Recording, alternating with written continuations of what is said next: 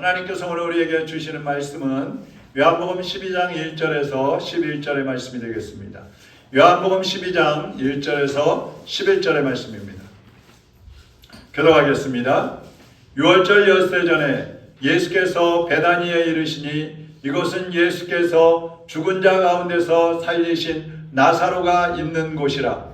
거기서 예수를 위하여 잔치할세 마르다는 일을 하고 나사로는 예수와 함께 앉은 자 중에 있더라. 마리아는 지극히 비싼 향유 곧 순전한 나드 한 근을 가져다가 예수의 발에 붓고 자기 머리털로 그의 발을 닦으니 향유 냄새가 집에 가득하더라. 제자 중 하나로서 예수를 잡아줄 다른 유다가 말하되 이 향유를 어찌하여 300데나리온에 팔아 가난한 자들에게 주지 아니하였느냐 하니. 이렇게 말함은 가난한 자들을 생각함이 아니요 그는 도둑이라 돈깨를 맞고 거기 넣는 것을 훔쳐감이로라. 예수께서 이르시되 그를 가만두어 나의 장례할 날을 위하여 그것을 간직하게 하라. 가난한 자들은 항상 너희와 함께 있거니와 나는 항상 있지 아니하리라 하시니라. 유대인의 큰 무리가 예수께서 여기 계신 줄을 알고 오니 이는 예수만 보기 위함이 아니요 죽은 자 가운데서 살리신 나사로도 보려 함이로라. 대제사장들이 나사로까지 죽이려고 모의하니 함께 봅니다. 나사로 때문에 많은 유대인이 가서 예수를 믿음이로라. 아멘. 하나님 아버지, 오늘도 주님의 말씀을 들고 섰습니다. 주님께서 이 시간에도 종의 입술을 통하여 말씀하여 주시고 종은 주님의 도구로만 사용되게 하여 주시옵소서. 우리의 마음이 옥토밭이 되고 우리의 마음이 주님을 향하여 활짝 열려져서 말씀이 들려질 때에 그 말씀이 깨달아지고 믿어지고 우리의 삶으로 옮겨지는 놀라운 역사가 일어나게 하여 주시옵소서. 예수 그리스도의 이름으로 기도하옵나이다. 아멘. 제가 오늘도 향수를 뿌리고 왔습니다. 왜 뿌렸을까요? 자, 제목을 한번 따라하겠습니다. 향기 내는 성도. 향기 내는 성도. 네, 향기 좀 내보려고 뿌리고 왔습니다. 오늘 본문 말씀을 보면 마리아와 마르다와 나사로 3남매가 사는 집의 모습이 나오고 있습니다. 여기에 예수님이 와 계시는데 향유 냄새가 집에 가득 찼다 그랬어요. 향유 냄새가, 향기가 집에 가득 찼다는 얘기입니다. 여러분, 지상에서 가장 좋은 향기는 향수집에서 나는 게 아닙니다. 예수님이 계신 곳에서 놀라운 생명의 향기가 납니다. 진실한 그리스도인들과 성도들의 헌신이 있는 곳에서 천국의 향기가 나는 것입니다. 지금 세상은 너무나 심한 죄악의 악취로 가득 덮여 있어요. 이럴 때 우리 그리스도인들이 조금씩만 향기를 낸다면 이 세상의 악취가 줄어들고 천국의 향기가 세상을 뒤덮게 될 줄로 믿습니다. 그래서 일단 여러분의 가정에서부터 향기를 내기 시작하십시오. 여러분 각자가 내가 그리스도의 향기를 내야 되겠다는 그런 마음, 그런 다짐을 하고 향기를 내기 시작하십시오. 그리고 그 향기가 학교로 가고 직장으로 가고 교회로 나오고 이웃으로 퍼져나갈 수 있도록 하십시오. 그러면 세상이 여러분이 발생하는 그 향기를 통해서 뒤덮여질 것이고 세상의 악취들이 점점 줄어들고 제거되고 하나님의 역사가 일어날 줄로 믿습니다. 오늘은 마리아의 가정에서 풍겨나오는 이 향기가 어떤 향기인지 보면서 우리도 그리스도 안에서 향기내는 성도가 되기를 원해서 이 말씀을 준비를 했습니다. 첫째, 이 가정에서는 어떤 향기가 나왔느냐 따라하겠습니다. 감사의 향기. 감사의 향기. 이 가정은 나사로, 마르다, 또 마리아 3남매가 살고 있는 집이라고 그랬어요. 그런데 오빠인 나사로가 죽을 병에 걸려가지고 마리아와 마르다 누이 동생들이 예수님께 사람을 보냈어요. 예수님 빨리 오셔서 우리 오라버니가 죽어가고 있으니까 와서 살려주세요. 근데 예수님께서 빨리 달려가서 그들을 살려주신 것이 아니라 이틀을 더 있다가 천천히 가신 거예요. 근데 그 사이에 나사로가 죽어서 장사를 지내버렸습니다. 죽은 지가 나흘이 되어버렸어요. 그러니까 그 몸에서 썩은 냄새가 나기 시작을 합니다. 근데 그때 예수님이 가셔서 이 나사로를 무덤에서 살려내 주신 거예요. 이 가족은요, 평소에도 예수님이 사랑하시는 가족이었어요. 그래서 예수님이 베다니 지역을 지나가실 때마다 이 집에 들러서 식사도 하고 교제도 하시고 말씀을 가르쳐 주기도 하는 그러한 아주 행복한 가정이었습니다. 근데 예수님이 이 가정에 들르시면 언니 마르다는 음식을 정성껏 준비해갖고 예수님을 대접을 했어요. 또 나사로는 죽었다가 살아났잖아요. 예수님이 살려주셨잖아요. 그러니까 막 사람들이 이 사람을 보려고 죽었다 살아났어? 어떤 사람이야? 누구야? 막 와서 나사로를 보면서 야 정말 그러네 그러면서 예수님을 믿어요. 또 막내인 마리아는 자기가 모아놓았던 향유를 예수님의 발에 부어드렸던 사람이에요. 이 3남매 모두가 주님 앞에서 자기들의 향기를 각자 바라고 있는 겁니다. 마리아는 오빠인 나사로를 살려주신 하나님의 은혜, 예수 그리스도의 은혜가 감사해서 자기의 미천인 옥합을 깨뜨려 가지고 예수님의 발에 부어드렸다고 그랬어요. 근데요, 더 중요한 것은 이 옥합이 300데나리온짜리인데 오늘날 돈으로 하면 3천만 원에서 6천만 원이에요. 이걸 드린 것이 중요한 것이 아니라 더 중요한 것은 자기의 머리털을 풀어가지고 예수님의 발을 씻겨드렸다는 거예요. 여러분, 감사라는 것은 표현할 때 그 진가가 나타나는 것입니다. 근데 예수님의 사랑과 은혜를 받고도 감사하지 않는 사람들도 있어요. 누가복음 19장에 보면 10명의 나환자들이 나옵니다. 이들이 어느 날 예수님께 나와서 예수님 우리를 살려주세요. 우리의 병을 고쳐주세요. 막 간구하니까 예수님께서 그들을 고쳐주셔요. 너희들의 몸을 제사장에게 가서 한번 보여라. 치료되었다는 것을 보이고 와라 그러셨어요. 근데 막 이 사람들이 제사장에게 자기들의 몸을 보이려고 막 달려가는 중에 자기들의 몸을 보니까 서로를 보니까 치료가 되어버린 거예요. 하얗게 변해있던 피부들이 눈썹들이 막 다 나 있는 거예요. 깨끗하게 되어버린 거예요. 그때에 한 명의 나환자는 예수님께로 달려옵니다. 다시 돌아오는 거죠. 예수님 제병이 나왔습니다. 예수님 감사합니다. 고쳐주셔서 감사합니다.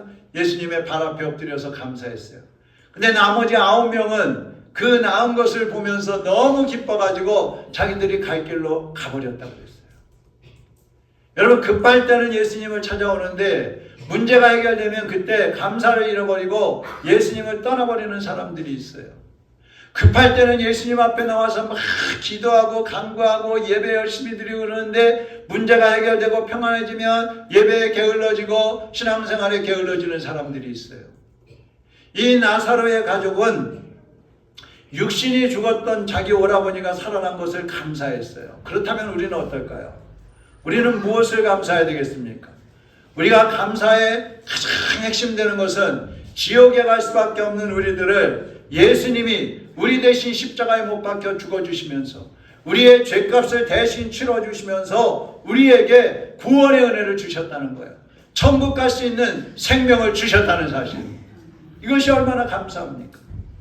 요한복음 5장 24절에 보세요. 내가 진실로 진실로 너희에게 이르노니 내 말을 듣고 또 나 보내신 이를 믿는 자는 영생을 얻었고 심판에 이르지 아니하나니 사망에서 생명으로 옮겼느니라 말씀하고 있어요. 우리는 지옥불에 던져질 수밖에 없는 죄인들이었어요. 그런데 천국 백성이 된 것입니다. 누가 그렇게 하셨어요? 주님이 그렇게 해주신 거예요. 여러분, 세상에서 뭐 부자가 됐다, 몸이 아팠는데 병이 나았다, 또 자녀들이 좋은 대학에 갔다, 좋은 직장에 갔다, 뭐 좋은 사람을 만났다, 그런 것도 다 감사하고 기뻐할 일이지만 가장 핵심적인 감사는 우리가 구원받았다는 거예요.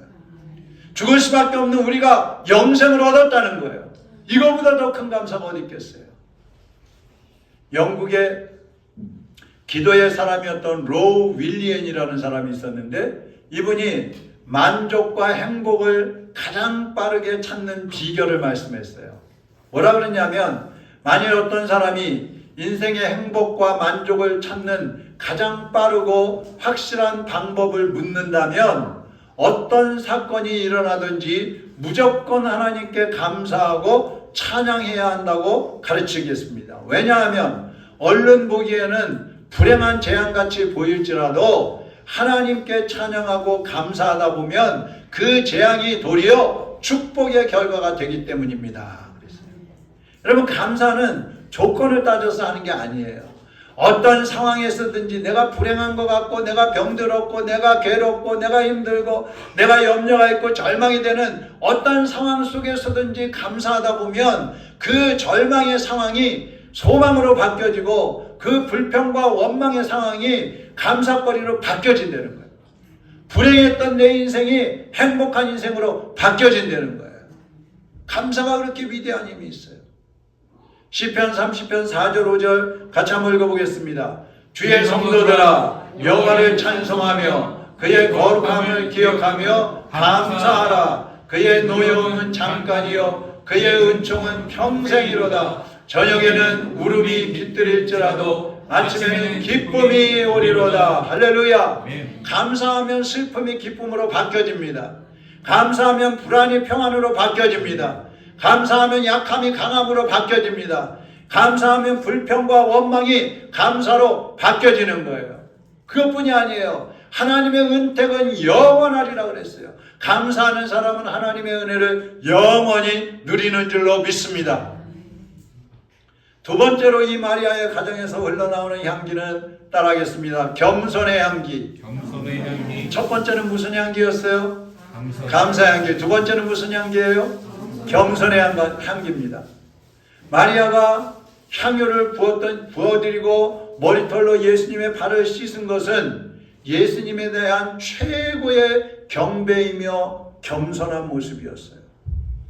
아까도 말씀드렸지만 향유는요, 돈이 있으면 살 수 있는 거예요. 그게 뭐 3천만 원짜리든 3억 원짜리든 돈이 있으면 살 수 있는 거예요. 그렇기 때문에 거기에는 큰 간격이 없어요. 그러나 머리털로 예수님의 발을 씻겨드렸다는 거, 이건 아무나 할 수 없어요. 당시에 처녀가 묶었던 머리털을 이렇게 풀어가지고 다른 남자의 발을 씻는다는 것은 창녀가 하는 짓이에요. 창녀. 그러니까 마리아는 자기가 창녀라는 소리를 들을 각오를 하고 가장 낮은 자리로 내려가서 예수님을 섬겼던 것입니다. 이것이 위대한 것입니다. 종교개혁자 쯔빙글리가 이런 예화를 했어요. 어느 산길에 짐승 한 마리가 겨우 지나갈 만한 그런 산길에 위에서 염소 한 마리가 내려오고 있었습니다. 또 아래서도 염소 한 마리가 올라가고 있었습니다. 두 마리가 마주쳤어요. 어떻게 해야 돼요? 피해갈 수가 없는 거예요. 너무 좁아서. 그랬더니 아래에서 올라가던 염소가 엎드렸습니다. 그랬더니 위에서 내려오던 염소가 그 엎드린 염소의 등을 밟고 내려갔어요. 그리고 엎드렸던 염소는 다시 일어나서 위로 꼭대기까지 올라갔다 그랬습니다. 이게 뭔 말합니까? 겸손하게 자기를 낮추면 높아진다는 그러한 비유로 말씀을 한 겁니다. 우리 예수님은 어떤 분이에요? 예수님이 이 땅에 오실 때 종의 모습으로 오셨다 그랬어요. 그 예수님은 종의 모습으로 오셔서 죄인의 모습으로 십자가에 엎드리신 거예요. 그리고 우리는 감히 그 예수님의 등을 짓밟고 천국으로 올라가는 겁니다. 빌립보서 2장 5절에서 11절에 한번 보세요. 그리스도 예수께서 여러분에게 보여주신 자세를 본받으십시오. 그리스도 예수께서는 하나님이시면서도 하나님이에요. 하나님으로서의 권리를 요구하거나 거기에 집착하지 않으셨습니다. 오히려 그 큰 능력과 영광을 버리고 종의 형상을 취하여 우리와 똑같은 인간이 되셨습니다. 아니 훨씬 더 자기를 낮추어 죄인처럼 십자가에서 죽으셨습니다. 이 때문에 하나님께서는 그리스도를 하늘 높이 올리시고 모든 이름 위에 뛰어난 이름을 주셨습니다. 그리하여 하늘과 땅 위에와 땅 아래에 있는 모든 것이 예수의 이름 앞에 무릎을 꿇고 입을 모아 예수 그리스도는 주님이십니다 하고 고백하여 하나님 아버지께 영광을 돌리게 된 것입니다. 이게 무슨 뜻인지 아시겠죠? 설명 안 해도 아시겠죠? 예수님은 죄인처럼, 종처럼 가장 낮은 자리로 이 땅에 오셨다 이 말이에요. 하나님이신데 그 하나님의 권리를 행사하지 않으시고 죄인처럼 이 땅에 오셔가지고 죄인의 모습으로 십자가에 못 박혀 죽어주셨어요. 그렇게 겸손하게 자신을 낮추셨단 말씀입니다. 그랬더니 하나님께서 그 예수님을 우주 만물 위에, 천하 만물 위에 높여주셔서 하늘 위에 있는 것이나 땅에 있는 것이나 땅 아래 있는 것이나 모든 것들이 주님 앞에 무릎을 꿇게 한 거예요. 주님만이 나의 왕이십니다. 주님만이 나의 주님이십니다. 주님만이 나의 예배를 경배를 받으실 만한 분이십니다. 그러면서 예수님 앞에 무릎 꿇게 하셨다. 그렇게 높여주셨다 이 말이에요. 교만한 사람은 자기 자아가 너무 강해요. 여러분, 자존심, 자존감 이게 달라요. 자존심이 강한 사람들이 있어요. 이 자존심을 꺾지 않는 사람, 욕심이 많고요, 분노를 잘 내고요, 자만심이 있어요. 자기의 의의를 자랑하는 사람입니다. 이런 사람들은 예수님을 그 마음에 영접할 수가 없어요. 예수님이 들어갈 틈이 없는 거예요. 이런 사람들은 예수님을 믿고 구원받기가 어려운 것입니다. 하덕규 씨의 그 가시나무라는 노래가 있습니다. 여기에는 예수님이나 하나님, 성령님은 한 구절도 나오지 않아요. 그런데 이 노래는 예수님을 노래한 것입니다. 그리고 우리 자신을 노래한 것입니다. 이 가사에다 담았어요. 가사의 핵심은 내 속에 나의 모든 것들, 내가 원하는 것들이 너무 많이 가득 차 있어가지고 예수님이 쉴 자리가 없다는 거예요. 한번 가사를 한번 보시죠.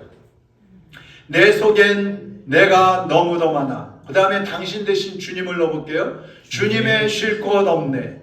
내 속엔 헛된 바램들로 주님의 편할 곳 없네.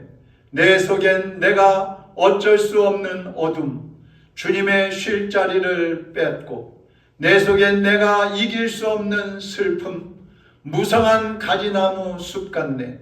바람만 불면 그 메마른 가지 서로 부대껴 울어대고, 쉴 곳을 찾아 지쳐 날아온 어린 새들도 가시에 찔려 날아가고, 바람만 불면 외롭고 또 외로워 슬픈 노래를 부르던 날이 많았는데, 내 속엔 내가 너무도 많아서 주님의 쉴 곳 없네.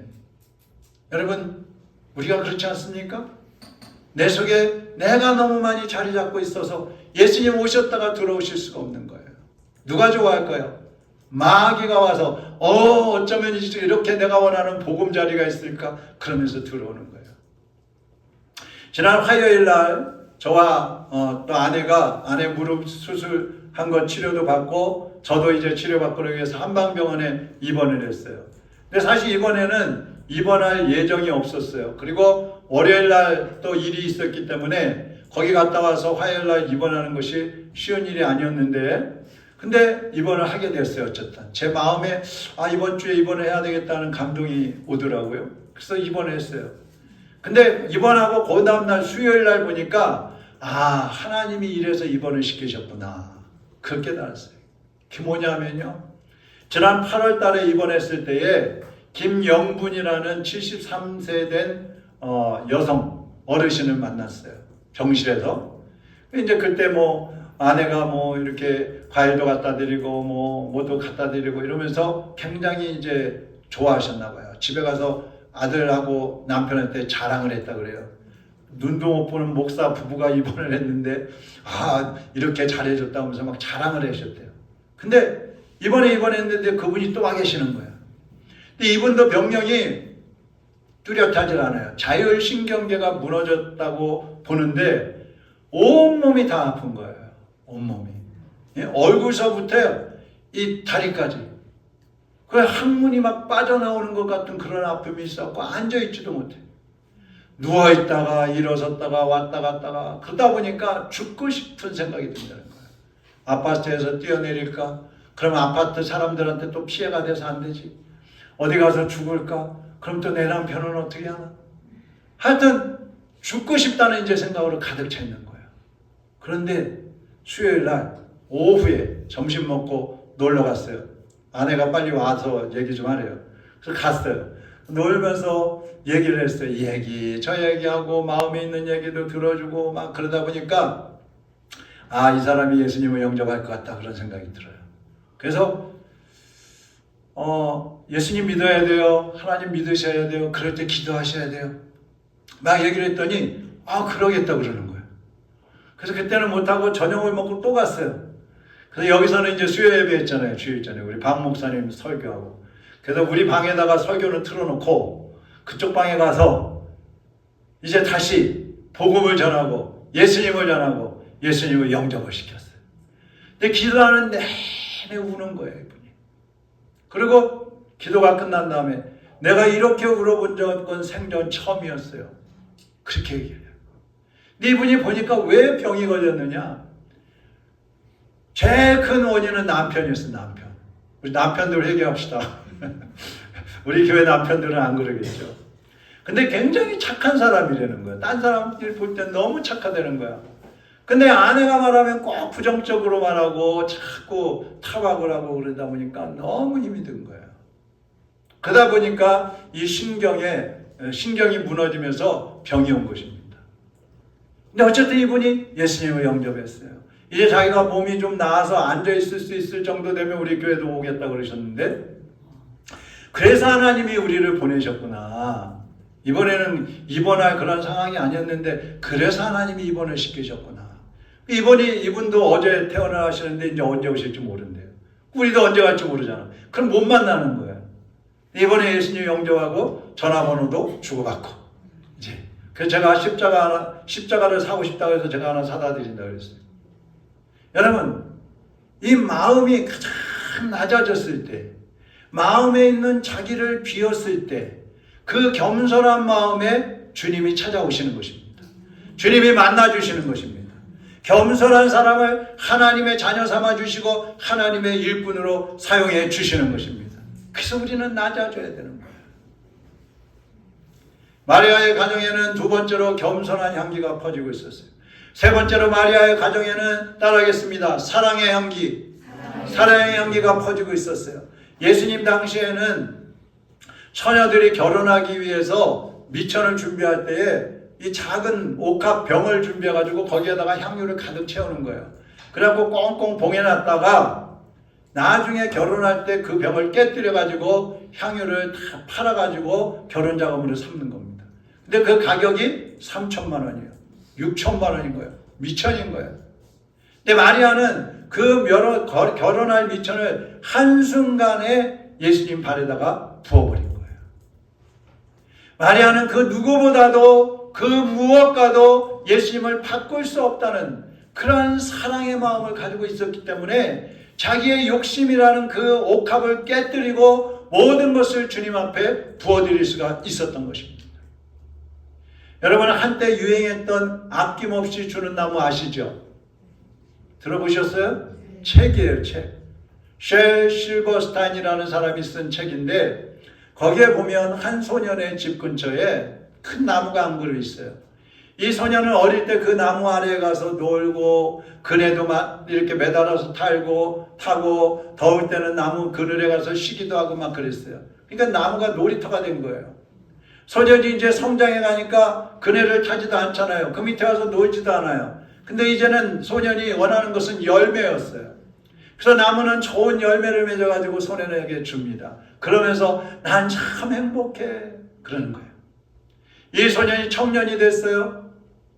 근데 집에 땔감이 없다는 거예요. 땔감이. 그러니까 나무가 내 가지 다 꺾어다가 집에 땔감해. 다 꺾어갔어요. 이 소년이 이제 장년이 됐어요. 나는 이제 장사하러 가고 싶은데 배가 없어, 배. 내 나무, 내 몸통 잘라다가 배 만들어가지고 타고 나갔어요. 소년은 한동안 오지 않았습니다. 근데 어느 날 왔는데 백발의 노인이 돼서 왔습니다. 그때 나무는 밑동만 남아 있었죠. 이 백발의 노인은 나무 밑동에, 이제 그 밑동 남은 그 나무에 앉아서 쉼을 얻게 되었습니다. 그때 이 책의 마지막 부분이 뭐라고 되어 있느냐 하면, 그래서 나는 행복했습니다. 누가 하는 소리예요? 나무가 하는 소리, 나무가. 나무는 너무 행복했습니다. 여러분, 사랑하면은요, 내 걸 다 주는 것 같잖아요. 그런데 내가 행복한 거예요. 할렐루야. 자기의 모든 것을 아낌없이 다 주면서도 행복한 것, 그것이 바로 사랑인 것입니다. 만약 어떤 사람이 나를 사랑합니다, 나 저 사람을 사랑해요 그러면서도 막 희생하고 뭐 봉사하는 것 같은데 막 피곤하다 그러고 짜증 부리고 계산하고 이런다면 그 사람의 사랑은 뭐예요? 가짜 사랑이에요. 거짓말 사랑입니다. 사랑은 자신을 희생하는 것입니다. 상대를 높이는 것이 사랑입니다. 자신을 겸손하게 낮추는 것이 사랑입니다. 자신을 완전히 소멸시키더라도 상대방을 살리는 것, 그것이 바로 사랑인 것입니다. 오헨리의 작품 중에 보면은 소설에 한 그 베라라는 아내가 남편하고 같이 사는데 이 아내가 자기의 머리카락을 긴 머리를 잘라가지고 남편의 시계줄을 샀습니다. 크리스마스 선물로 주려고. 근데 남편도 아내한테 선물을 주고 싶은데 돈이 없으니까 자기 시계를 팔아가지고 아내의 머리빗을 샀습니다. 그리고 크리스마스 날 선물 교환을 했습니다. 아내는 시계줄을 내밀었고 남편은 머리빗을 내밀었는데 이미 아내의 머리는 잘려져서 빗을 게 없고 이미 남편의 시계는 팔려서 시계줄을 쓸 데가 없는 거예요. 사용할 수 없는 그런 도구들이 되어버렸어요. 그러나 가장 귀중한 사람, 내 아내가 나를 이렇게 사랑하는구나, 내 남편이 나를 이렇게 사랑하는구나 하는 그 가장 귀중한 사랑을 거기서 확인할 수 있었다는 것입니다. 오늘 본문 7절을 같이 한번 읽어보겠습니다. 예수께서 이르시되 그를 가만두어 나의 장래할 날을 위하여 그것을 간직하게 하라. 마리아가 3천만원, 6천만원짜리 되는 그 옥합을 깨뜨려가지고 그 향수를 예수님의 발에다 부어드리고 머리털로 예수님의 발을 씻겨드리는 그런 모습을 주변 사람들이 보고 있었어요. 거기 사람들이 많이 모여 있었어요. 근데 그 사람들이 그러는 거야. 또 특별히 가룟 유다가 그러는 거야. 야야야, 그 몇 천만 원짜리 되는 거 어떻게 그렇게 한순간에 낭비해버릴 수 있어? 그거 팔아가지고 가난한 사람들 나눠주지. 이 여인을 막 책망을 하는 거예요. 그때 예수님 뭐라 그러셔요? 가만두어라. 이 여인이 내 장래할 날을 준비하고 있는구나. 그 여인은 오히려 칭찬하시는 것입니다. 여러분, 우리가 주님을 사랑하고 이웃을 사랑할 때 누가 알아주지 않더라도 우리 하나님께서 알아주시는 거예요. 그러면 됐잖아요. 베드로전서 5장 5절 같이 한번 읽어보겠습니다. 젊은 자들아, 이와 같이 장로들에게 순종하고 다 서로 겸손으로 허리를 동이라. 하나님은 교만한 자를 대적하시되 겸손한 자들에게는 은혜를 주시느니라. 아멘. 여러분이 감사하고 또 겸손하게 사랑할 때 주님께서 대단히 기뻐하십니다. 그리고 여러분에게서 나오는 그 감사의 향기, 그 겸손의 향기, 그 사랑의 향기는 가정에서 시작해서 이웃들에게 또 세상 멀리 퍼져나가서 세상의 수많은 영혼들을 살리고 그들을 회복시키고 그들에게 소망을 주는 향기가 될 것입니다. 오늘 사랑하는 여러분, 주님 앞에서 다시 한번 나도 이제 감사의 향기, 겸손의 향기, 사랑의 향기를 발생하겠다고, 풍기며 살겠다고 다짐하고 결단하는 시간이 되시기를 주님의 이름으로 부탁을 드립니다. 이 시간에 우리 같이 한번 찬양하겠습니다. 내게 있는 향유가 주께 그 발 위에 입 맞추고 깨트립니다. 그 발 위에 입 맞추고 깨뜨립니다. 나를 위해 험한 산길 오르신 그 발, 나를 위해 험한 산길 오르신 예수. 걸음마다 크신 사랑 새겨놓았네. 걸음마다 크신 사랑 새겨놓았네. 내게 있는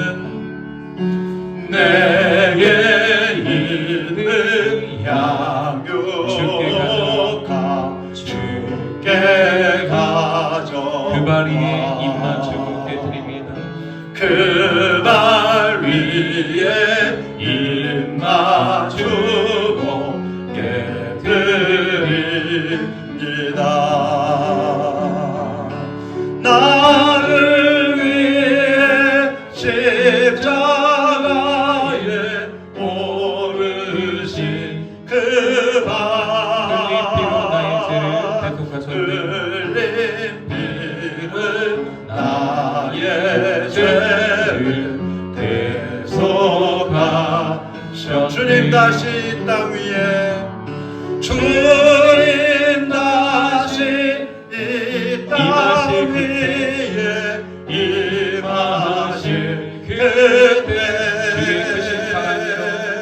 주의 크신 사랑으로 날 받아주소서. 함께 기도하겠습니다. 주님께서는 우리를 위해서 낮고 천한 종의 모습으로 오셨습니다. 그리고 가장 추악한 죄인의 모습으로 십자가에서 벌거벗은 채로 죽임을 당하셨습니다. 온몸에 물과 피를 다 쏟으시면서 우리에게 하늘나라 위로 올라갈 수 있는 길을 열어주셨습니다.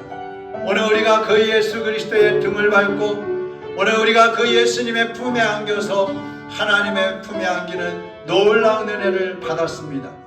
이제 우리도 주님이 우리를 위해서 행해 주셨던 것처럼 우리도 그리스도의 향기를 발해야 되겠습니다. 구원의 은혜를 주신 하나님께 감사하는 향기를 바라시고, 주님이 사셨던 것처럼 이웃들에게 겸손한 모습으로 다가가시고, 주님이 우리를 위해서 모든 것을 쏟아 부어주셨던 것처럼 우리도 이웃을 위해서 우리의 가진 모든 것을 쏟아 부으며 사랑의 삶을 살기로 결단하시기를 바랍니다.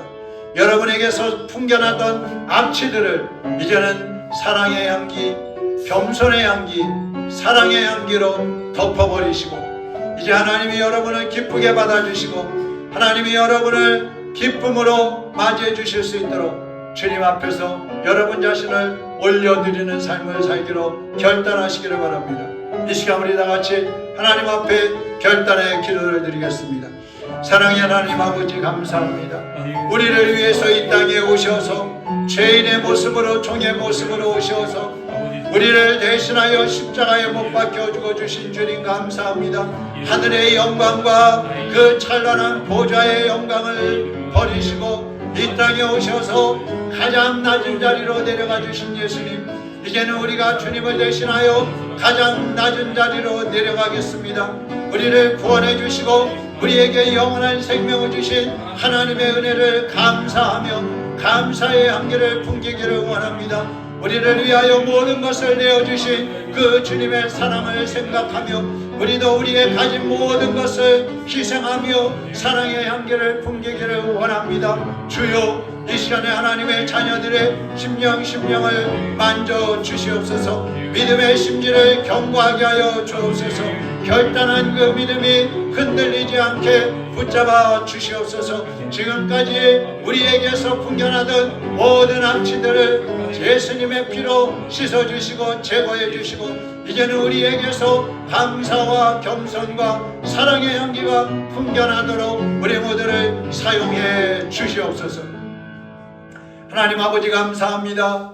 우리를 사랑해 주시되 예수 그리스도 독생자까지 내어주시도록 우리를 사랑해 주신 아버지, 이제는 우리가 그 사랑을 받았사오니 우리도 주님을 위하여 우리의 생명까지 다 바치는 사랑을 하게 하시고 이웃을 사랑하기 위하여 우리의 가진 모든 것을 희생할 수 있는 사랑의 사람들로 일어나게 하여 주시옵소서.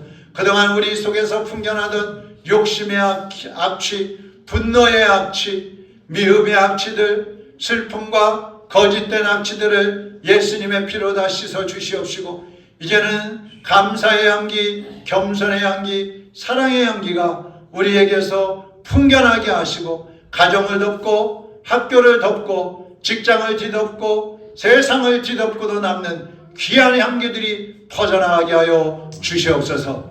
우리를 통하여 예수 그리스도가 증거되게 하여 주시옵소서. 예수 그리스도의 이름으로 기도하옵나이다. 아멘.